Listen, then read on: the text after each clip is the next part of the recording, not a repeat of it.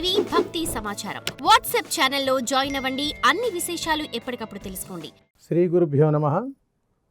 జన్మనిచ్చినటువంటి తల్లిదండ్రులకు శిరస్సు వంచి పాదాభివందనాలు తెలియచేస్తున్నాను. ప్రస్తుత సమాజంలో ప్రతి కుటుంబంలోనూ కూడా అనేక రకాలైనటువంటి సమస్యలతో సతమతమైపోతున్నటువంటి తరుణంలో ఏ సమస్యకు పరిష్కారం దొరకక చక్కటి అద్భుతమైనటువంటి జీవితాన్ని చిన్నాభిన్నం చేసుకుంటూ అద్భుతమైనటువంటి ఆనందకరమైనటువంటి జీవితాన్ని పాడు చేసుకుంటూ ఉంటాము.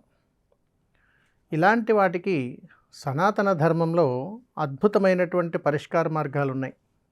మరి అలాంటి వాటిని మనం తెలుసుకొని చక్కటి జీవితాన్ని అద్భుతమైనటువంటి ఆనంద గడియల్లోకి మార్చుకొని ఈ ప్రకృతి ధర్మాన్ని మన యొక్క సమస్యలకు పరిష్కార మార్గాలుగా మార్చుకుంటూ ప్రతి సమస్యకు పరిష్కారం ఉందని గ్రహించి ఆ యొక్క పరిష్కారముతో ఎలాంటి సమస్యకైనా కానీ పరిష్కార మార్గం మనకు ఖచ్చితంగా దొరుకుతుంది అని మన సనాతన ధర్మ గ్రంథాలే చెబుతున్నాయి.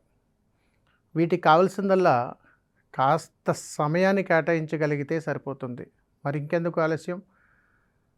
ఈ సమస్య పరిష్కారంలో అనేక రకాల సమస్యలు, వాటి యొక్క పరిష్కార మార్గాలు ఇక తెలుసుకుందామా? మరి మనం నిత్య జీవితంలో చాలా చోట్ల చూస్తుంటాం. పారాయణాలని, సత్సంగాలని చూస్తుంటాం. చాలామంది మన పేరెంటాలకు కూడా పిలుస్తుంటారు. గురుగారు పేరెంటాలకు వెళ్తుంటాము. పేరెంటాలకు వెళ్ళినప్పుడు వాళ్ళు ఇచ్చినటువంటి వస్తువులు ఇంటికి తెచ్చుకోవచ్చా, లేదంటే అక్కడే వదిలేయచ్చా? నిస్సంకోచంగా తెచ్చుకోవచ్చు. ఏం తెచ్చుకోవాలి? వారు ఇచ్చేటువంటి వస్త్రం మాత్రమే తెచ్చుకోవాలి. రెండవది, తాంబూలాన్ని ఏదన్నా ప్యాకెట్లో వేసిస్తే తెచ్చుకోవచ్చు. అక్కడ తినటానికి ఇచ్చేటువంటిది ఏ పదార్థమైనా కానీ ఇంటికి తీసుకురాకూడదు. గుర్తుపెట్టుకోండి. ఎందుకనంటే పుణ్యాది కార్యార్థ మోక్షం. ఇక్కడ మనకు కావాల్సింది ఏమిటనంటే, ఎవరైనా గృహాలలో పేరెంటాలకి మనల్ని ఎవరైనా పిలిస్తే, అమ్మా మా ఇంట్లో ఒక శుభకార్యానికి మేము తలపెట్టాము, కాబట్టి మీరు అందరూ కూడా కలిసి రండమ్మా అని చెప్పి ముత్తైదువులను అందరినీ ఇంటికి ఆహ్వానిస్తూ ఉంటారు. అలా ఆహ్వానించినటువంటి వారి ద్వారా, వారు మాట్లాడినటువంటి విషయాల ద్వారా, వారు ఇచ్చేటువంటి ఆశీర్వాదం ద్వారా అక్కడ శుభం కలగాలని చెప్పి ఆ ఇంట వాళ్ళు సంకల్పిస్తారు.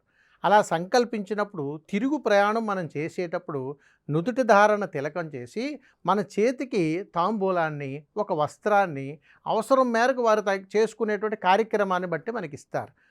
ఇది కాకుండా అక్కడ ఉన్నటువంటి తినుబండారాల్ని, అమ్మ పిల్లలకి కాస్త పెట్టు, తీసుకెళ్తాను, మా వారు రాలేదు నేను పట్టుకుని వెళ్తాను, మా తమ్ముడు రాలేదు కాస్త తీసుకుని వెళ్తాను, ఇలాంటివి చేయకూడదు సుమా. అందుకని పేరెంటాలకు వచ్చేటప్పుడు సంపూర్ణమైనటువంటి పుణ్యఫలం మనం కూడా అలా ఇవ్వకూడదు. అందుకని ఎక్కడ మనం పేరెంటాలకు వెళ్ళినా, ఎక్కడ సత్సంగానికి వెళ్ళినా, ఎక్కడ భజనకు వెళ్ళినా అక్కడ పెట్టేటువంటి ఆహార పదార్థం ఏదున్నా అక్కడను మాత్రమే తిని రావాలి తప్ప ఇంటికి తెచ్చుకోవద్దు. అలాగే వారు ఇచ్చేటువంటి ఏ తాంబూలమైనా కానీ మన చేతికి ఇస్తే ఇంటికి తీసుకురావాలి. వస్త్రం కానీ ఇస్తే అది కూడా ఇంటికి తీసుకురావాలి. కానీ అది మనం కుట్టించుకుని వేసుకోవడానికి కాదు సుమా. మరలా మనం ఏదైనా పూజాది విధానంలో కూర్చొని ఉన్నప్పుడు ఆ పూజా విషయంలో అది ఉపయోగించినప్పుడే అది ఇచ్చినటువంటి వాళ్ళకి పుణ్యఫలం దక్కుతుంది తప్ప నువ్వు కుట్టించుకుని ధరిస్తే మాత్రం అది ఆ పుణ్యఫలం దక్కదు. ఇది మాత్రం శాసనంగా గుర్తుపెట్టుకోవాలి. అలాగే తీసుకొచ్చినటువంటి తాంబూలాన్ని మార్గ మధ్యంలో మీకు ఎక్కడైనా ఆవులు కానీ, గోమాత కానీ కనిపిస్తే వారికి ఇవ్వచ్చు. లేదా మరుసటి రోజు గోమాత కూడా తినిపించవచ్చు. లేదా చిన్నపిల్లలు కూడా స్వీకరించవచ్చు. ఇది ధర్మశాసనం. మరియు ఇంకొక రహస్యం ఉన్నది ఇక్కడ. తీసుకొచ్చిన తర్వాత ఆ తాంబూలాలను ఎక్కడ పడితే అక్కడ మనం వదిలేస్తే చాలా పాపం మూటగట్టుకుంటుంది. అందుకని పేరెంటాలుగా మనం వెళ్ళినప్పుడు వాళ్ళు ఏది ఇచ్చినా కానీ చక్కగా తీసుకోవచ్చు. అక్కడ తినడానికి ఇచ్చినటువంటి ఆహార పదార్థాలు తప్ప. సర్వే జనా సుఖినో భవంతు. శుభం. నమస్కారం. For more videos like this, subscribe Big TV channel.